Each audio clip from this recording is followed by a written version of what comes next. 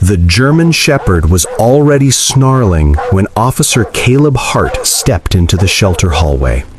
Most people stepped back, most looked afraid, but Caleb didn't move. He just stared into the dog's shaking, furious eyes, and for a split second, he saw something that made his stomach twist. Not anger, not violence, fear. "Dad," Caleb whispered, turning his head just slightly toward the man behind him in the wheelchair. "That's him." His father, retired Army Sergeant Major Luke Hart, tough, weathered, battle-marked, leaned forward. "Bring him closer," he said.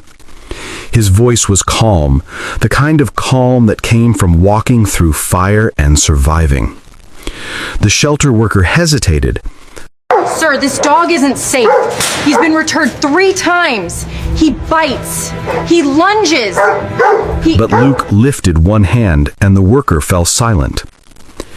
Before we begin, don't forget to hit like, repost or share, and subscribe. And I'm really curious, where are you watching from? Drop your country in the comments.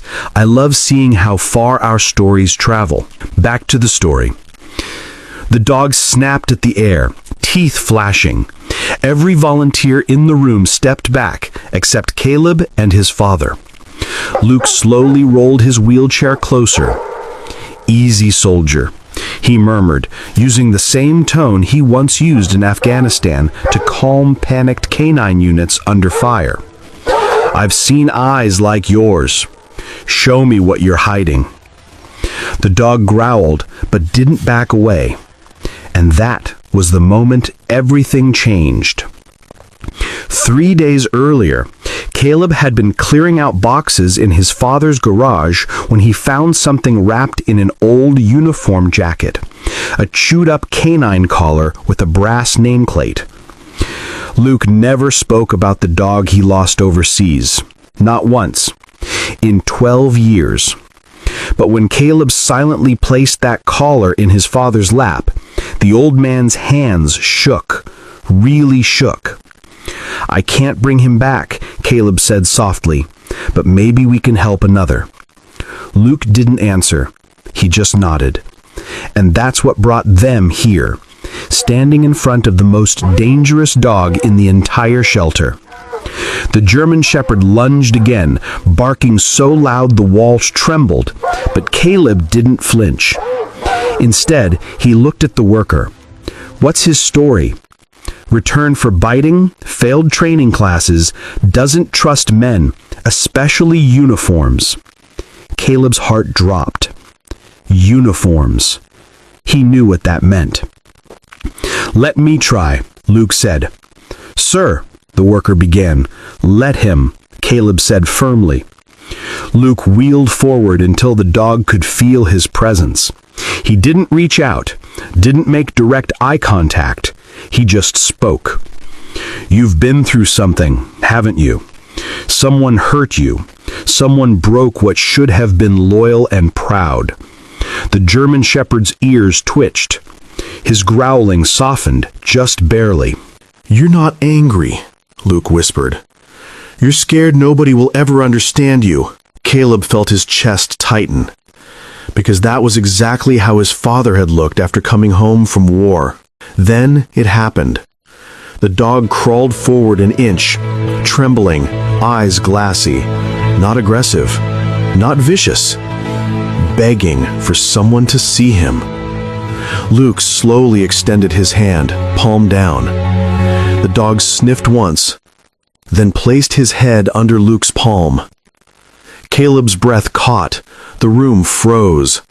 The aggressive dog was leaning into his father's touch. The worker whispered, "I've never seen him do that." Luke didn't take his hand away. "What's his name?" she said quietly. "No one ever gave him one that stuck. Every time he was brought back, the name changed." Luke looked down at the dog. "Then he needs a new one. A real one." He gently scratched behind the dog's ear. "Shadow," because you've been hiding in the dark long enough." The shepherd's tail moved just once, hesitant, like a question. And that was it. Caleb knew they were taking him home. The first week wasn't easy.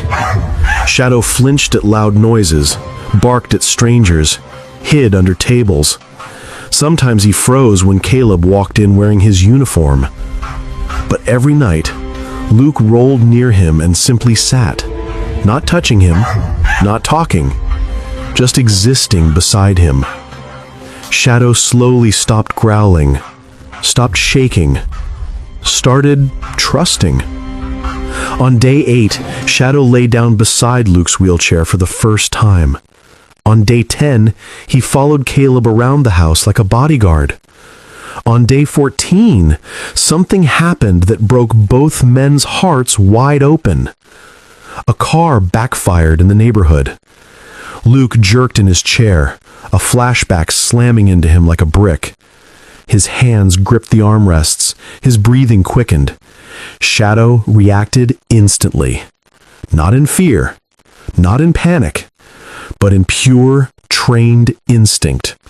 He pressed his body against Luke's legs, grounding him, nudging him, whining softly until the terror faded. When Luke finally came back to himself, tears slid down his face. "Good boy," he whispered, his voice cracking. "Good boy, Shadow."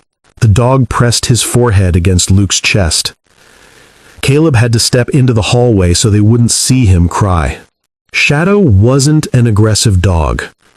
He was a wounded warrior, waiting for someone who understood pain the way he did. And he found that in a man with a broken past and his son who refused to give up on either of them. Months later, Shadow walked proudly beside Luke's wheelchair, calm, confident, protective. People at the park often said, "That dog looks like he was born to be yours." Luke always smiled and replied, "No, he was waiting for us." Because sometimes the most damaged souls aren't meant to be avoided. They're meant to be healed. And sometimes, they're the ones who heal you back. This story touched millions of hearts. If it touched yours, let us know with a like, comment yes, and subscribe or follow for more amazing stories like this.